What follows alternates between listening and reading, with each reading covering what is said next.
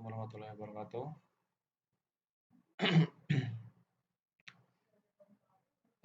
My name is Wasilatul Fakih. You can call me Fakih or anything you want.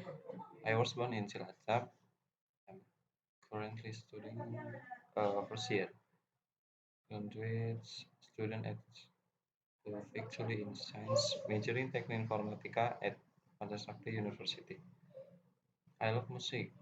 Usually, I spend my time after work to create a song about my journey.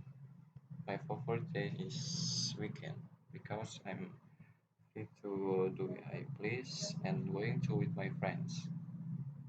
Normally, I spend my weekend on the hills or climbing mountains. Uh, Kali ini saya akan menjelaskan sedikit tentang nouns, yaitu kata benda. Pengertian nouns tersendiri yaitu nouns kata benda adalah kata yang digunakan untuk menunjukkan nama orang, tempat, hewan, hari, tumbuhan, gagasan atau nama suatu benda atau hal-hal yang membedakan dan lain sebagainya. Ya, di sini misalnya Jeremy, teacher, atau nama tempat yaitu Yogyakarta, Jakarta atau Bekasi. Yang kedua, macam-macam kata benda. Dalam kata bahasa Inggris, nouns kata benda dapat diklarifikasikan kepada beberapa macam itu. Satu menurut wujudnya, yang kedua menurut perhitungannya. Saya jelaskan di sini. Yang pertama yaitu yang menurut wujudnya, nouns yaitu kata benda dapat digolongkan menjadi dua macam, yaitu concrete nouns dan abstract nouns.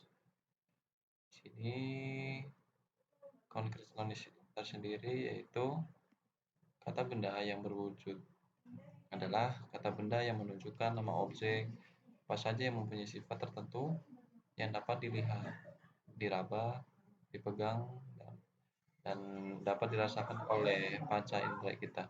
Sedangkan concrete nouns tersendiri yaitu benda yang berwujud dapat dibagi menjadi 4, yaitu proper nouns. Kata benda nama diri adalah kata benda yang menunjukkan nama orang, negara, kota, hari, bulan, sekolah, perusahaan, dan lain sebagainya.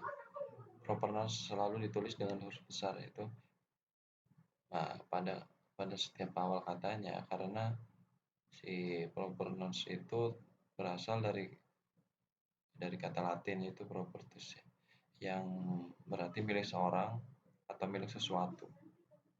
Selain itu, proper nouns tersendiri dapat pemakainya tidak boleh disertai dengan sandang, kayak the, atau n. Contohnya nama orang, nama negara, nama sekolah, atau nama kota, dan nama perusahaan, dan nama hari, dan lain sebagainya.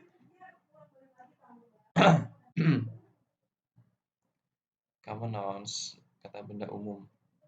Dan sebagai common nouns ini berarti kata benda umum, yang artinya kata benda yang menunjukkan suatu benda sifatnya umum atau benda-benda lain yang tidak tentu sering kita jumpai di kehidupan sehari-hari.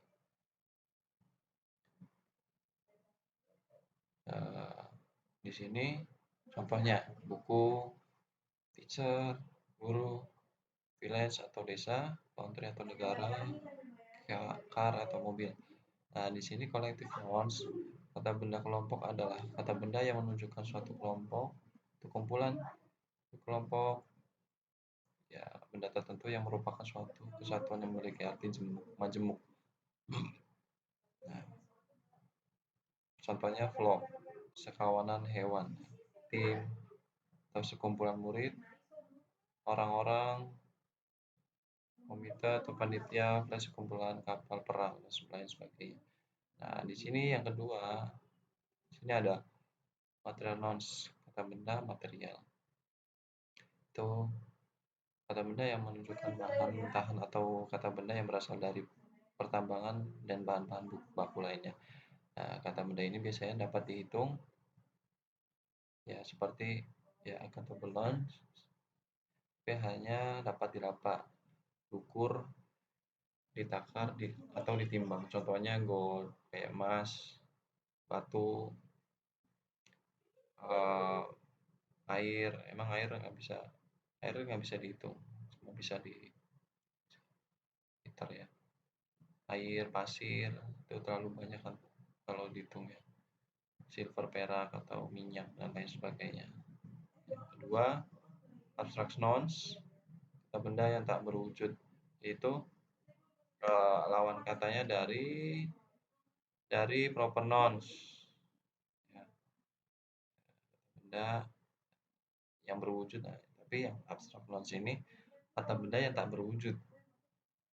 Nah, kata tak berwujud itu adalah kata benda yang tidak berwujud, ya, tidak dapat dilihat atau tidak dapat dirasakan oleh panca indera kita sendiri.